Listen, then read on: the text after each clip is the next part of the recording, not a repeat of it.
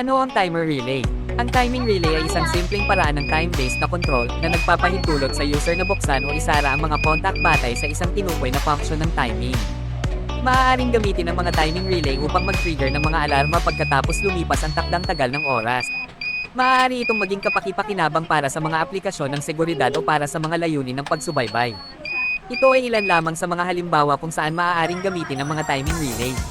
Mayroong maraming iba pang mga potensyal na aplikasyon para sa mga ito.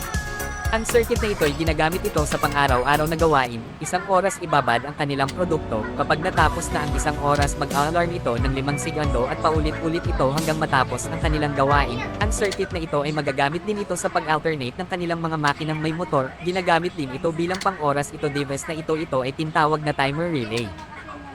Narito ang diagram, kung magustuhan nyo maaari bang makahingi ng suporta, maaari bang makahingi ng like and follow, marami pong salamat.